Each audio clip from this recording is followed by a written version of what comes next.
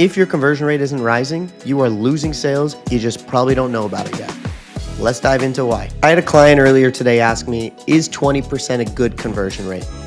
Now, it's a great question, but it's impossible to answer. Why? Because it depends on the niche that you are selling in. Let's take an example.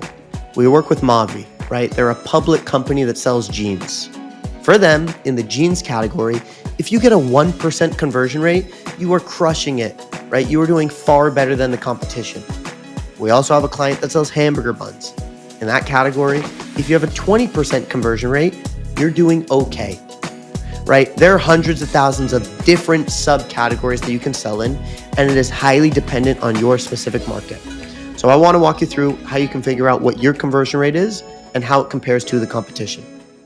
But first, let's talk about what conversion rates are. It's pretty simple. If you have 100 people that go to your listing and one person buys, you have a 1% conversion rate. It's essentially how many people converted of the traffic that you sent to your listing. If 10 people bought out of 100, your conversion rate is 10%. But ideally, we're dealing with much bigger numbers. So the higher your conversion rate, the better your ads will be performing, the lower your A costs, and the more organic visibility you will get. Why will that give you more organic visibility? Because all Amazon cares about is the customer experience and what's going to make them the most money. And their algorithm breaks it down to that quantifiable metric. They know when they get more sales, they will get more FBA fees and they will make more money. And I promise you, Amazon's algorithm loves freaking making money. So let's go into this flow chart here. And this will really easily break down why conversion rate is so important, right? Most people are hyper-focused on advertising. That's this subsection down here. That is one small piece of the Amazon ecosystem. If you're just focusing on ads, of course, you're not doing well. And I promise you, if you haven't looked behind the wheel, yes, your conversion rate is going to be below the market average. But how do you know that for certain, right? This is how you look. We want to know if your product is retail ready, right? When we talk about retail ready, oh, where did my marker go? It just disappeared. Here it is. When we want to know if your product is retail ready, we need to know that you have a conversion rate 4 times higher than the market average, right? In order to see the market average, we go to Product Opportunity Explorer. You can see in here, this says market average conversion rate. So in order to look this up yourself, you can go into Seller Central, click on this gear on the left, go to Growth, Product Opportunity Explorer, and we can search pretty much any product that we want, right? So let's say I'm looking at fake plants, right? Actually, let's do mailbox. If we are looking at mailboxes, what do we see?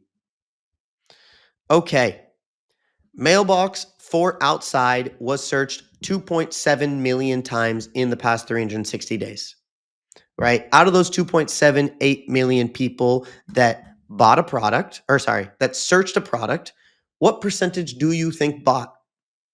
Don't guess. The answer is right here. Amazon tells us, right? We know that there was a 1.19% search conversion. So we know, right, this would be 10%, 1%, but it's 1.19. Cool. We know 33,098 people bought a product that searched the keyword mailbox for outside. So this is data on the top 66 products on Amazon, right? So right now we're looking at what the average conversion rate is. We can see here the number one clicked product on Amazon is architectural mailboxes Chadwick, right? You can click on it, go to their ASIN. They're also the number 2 and they're the number 3. Okay, so they're doing a great job because you can see pretty much across the board, they're showing up for pretty much every single keyword and are the number 1 clicked product, right? Whether it's mailboxes for outside, mailbox for outside with post, and so on. If you look at all of these keywords here, you can see pretty much across the board, the average search conversion is, 1%. Just to use the example from before, if you look at hamburger buns, which is now a consumable, right? You're going to buy this product many times because after you eat it, you want more. And you're probably not eating your mailbox.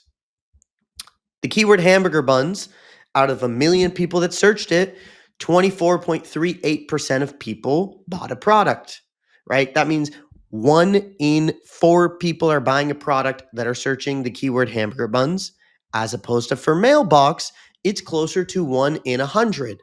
So your ads are going to perform differently, and your baseline expectations for your conversion rate are going to be massively different, right? Because not every industry is created equal.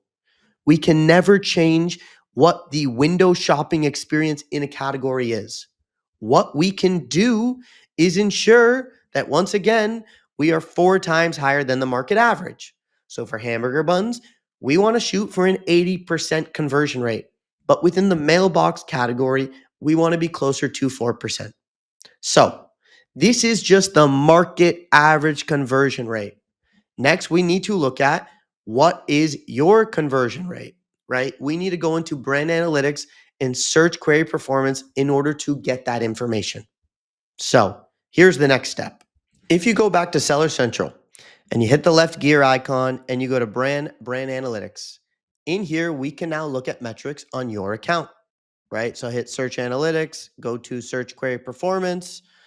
Great, right? We can see the brand name here. It's blurred out because this is confidential information. But if you go to quarterly results and we go to 2024 Q4, what do we see, right? We are just going to look at the keyword mailbox, mailbox for outside, and mailbox for outside wall mount. Okay, so we know for the keyword mailbox, on average, there was a 1.19% conversion rate.